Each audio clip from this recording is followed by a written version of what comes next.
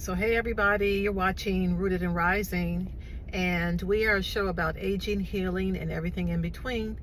And this show was designed to talk about my experiences as I age. I'm going to be 60 next month, and I thought it would be a good time to talk about that and what that means for me.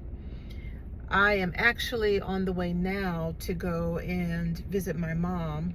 But as I was getting in my car, I thought about my car itself and just what it's done for me over the years. And I think I've used my car as a grounding capsule. So as I was getting in my car today, I thought about the purpose of what this car has meant to me.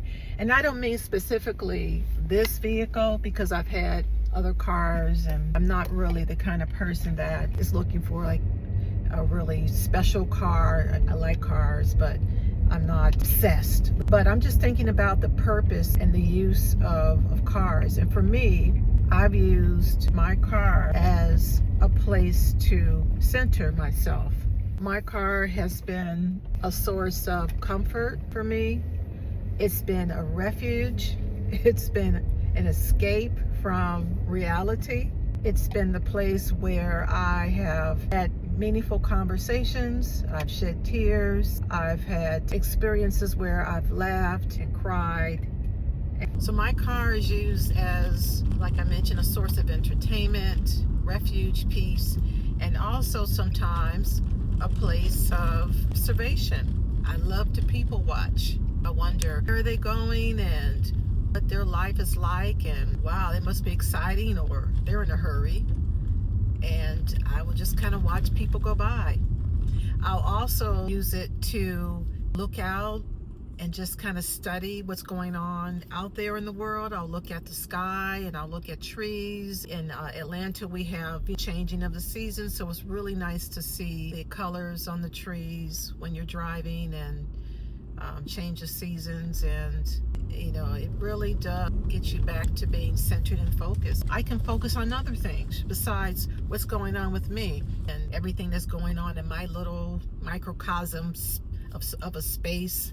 And it's so vast out there. So it really does give you a sense of it's not all about you.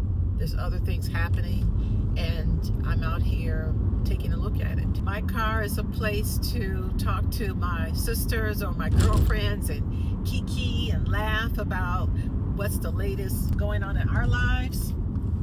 It's also been used as a place to talk to people about more serious things. If something's on their mind or my mind, we can have a nice, quiet conversation about it.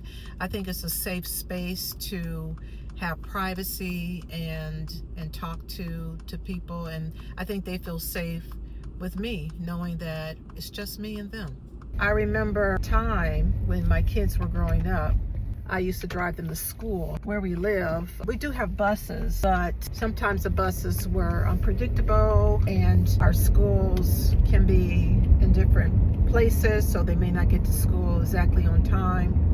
So we drove our kids to school. And also at that time, my son's school was in a totally different city. That's a story for another day.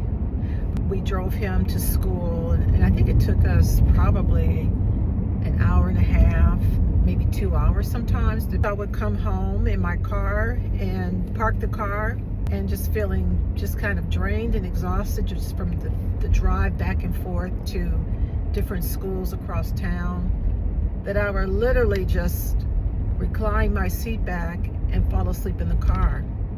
And the sleep was wonderful. It was a 20 minutes, 30-minute power nap.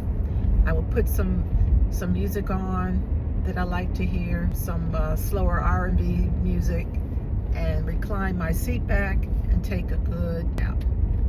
And it served that purpose for me, a place to rest. I could have gone into the house and went to bed or lay down or wherever, but there's something about being in the car that makes you feel comfortable enough to just recline and go to sleep. I also remember a time that my car served the purpose of being a place to think and reflect, think about my life, think about kind of where things are headed in my career, think about how I'm doing as a parent, a wife, etc. Write things down, take notes and all of that. One particular time that I remember, my son was going through some changes in the school system, and we had to transfer him to another school. And it was a really, really tough time for me and my husband. And I could not find a school to take him. I could not. And I would sit in my car during my lunch hour from work and just kind of go down the list of schools, and I would make phone calls and go down the criteria of what the school requires. So I'm sitting there going down the list and calling, and no, or it's too expensive, or they can't take them, or they're full, or whatever it is. And I remember feeling so drained and defeated, just trying to find a place for him. I remember sitting in my car bawling, just please, he needs some services, you know. I called a particular school over in a couple cities over. And I remember sitting there in the parking lot of my job on my lunch hour. So I'm looking at the clock and I'm thinking, got to get back into work and I'm going to make this phone call. And I was expecting to hear the usual, you know, and take them, or we're full, or whatever it is. And I talked to the principal of the school and I told her everything. I just laid it out for her. This is what's going on with this current school system. They're not servicing him the way he needs. My son, by the way, has ADHD, just to kind of put that out there. And we're just having a hard time. And she said, no problem, we'll take him. The elation that I felt to hear that, confidently saying, no problem, we can take him. You just can't imagine how comforting that felt to me, sitting in that car and expecting to hear another no. So I'm sitting there going through all these emotions. I was upset and frustrated and sad, and I went from that to elation. My God, somebody actually is listening to me and willing to take on my son. Now, we'll talk about him another day, and guess what? He has given me the okay to do that. I just can't tell you how much of a relief it was. I was in my car going through those different range of emotions, feeling safe. I remember just being able to sit back and watch a whole program. And now I'll park in the parking lot, and then I forget that I'm at the store because I might be watching something funny on YouTube or a program, and I'll sit there and just watch the whole program, just having a good time by myself in my car. So as we age, it's starting to occur to me that maybe I won't be driving much longer. I guess people do drive well into their 80s and 90s and all that. In fact, my aunt, she must be 92 now, and she still drives. And I'm not really a driving fan per se, so I think I won't miss it if I'm being driven around. But then when I think about those moments of peace and refuge and joy, just being in my car, in my space by myself, then I think, oh, maybe I will miss that. I know my mom had a hard time giving up the fact that she couldn't drive anymore. That it just got to the point that you just think about it and you think, well, it's creating a time where it might be unsafe, either for her driving or for someone maybe hitting her. So there was a decision for her to make to not drive anymore. And I think she really misses that. She really misses not being able to drive to the store or drive to her appointments, and she has to wait on somebody to pick her up, or wait on Uber to pick her up. Or, you know, they have services for seniors now too, where they have buses and things to do that. And while some seniors are, you know, they do great with that, others do not. So I know it's been a struggle for her to give up the car. And I think as I've gotten older, I think I do understand that more, about the freedom of having your vehicle to drive in and not having to rely on other people. Now, one thing that I'm looking forward to are self-driving cars. And I know that's a point of contention for some people, you know, either because it might impede on taxis and Ubers and people that drive people around for income. And then also there's the safety issue, you know, are these cars going to be safe? And in Atlanta, where I am, I know now they have the Waymos, I see those out in the city. Waymos are those self-driving vehicles. I haven't personally been in one, but I'm curious to see what it would feel like to get into one and ride around with no driver. And I believe there's some other companies that will be coming out with something like that in the near future. So right now they're on a limited basis. But I suspect in no time we're going to have vehicles riding around, driving themselves, and people in the back seat. It's crazy technology, crazy.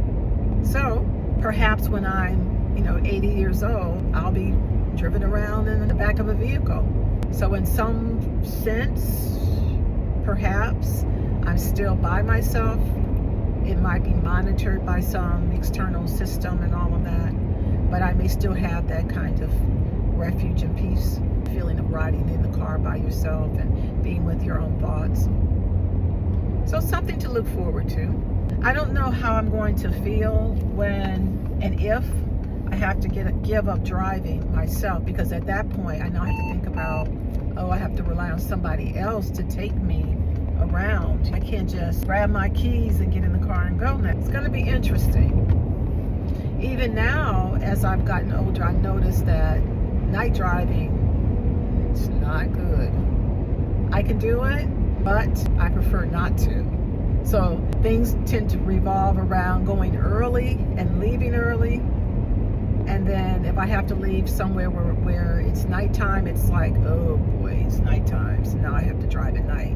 And I'm sure there's people out there that can relate to that, right? So slowly I am giving up some things, but it'll be interesting to see how it goes. When I think about being in my car and just driving, you're kind of on an automatic pilot because you've driven so much. You're used to driving, so you're focused on the driving, but you're also in tune to your own thoughts and reflections. For me, it serves as a place to kind of get back to being centered and think about, where can I make improvements in my life? Where have I made my mistakes? And how can I build on that foundation? If I'm feeling anxious, just being able to sit still in this little cocoon, this little capsule, kind of brings me back centered. And everything's at my fingertips. I can listen to crazy music that nobody likes in my house, my 80s music, because I'm a Gen Xer, and we like our 80s, our MTVs, and I like my 70s classic rock, but I can listen to that. I can listen to my West Coast rap. I can listen to that too. So it's all kind of here at one-stop shop. So that's my experience with my car. So what about you? What purpose does your car serve? Does it serve as a place of peace and serenity, or is it a place of chaos? Do you use it as a place to get grounded and get back to your centered space? If you have any reflections on your experiences driving, put them in a comment below. I would love to hear about them. And also like and subscribe to this channel. And I will talk to you next time. Bye.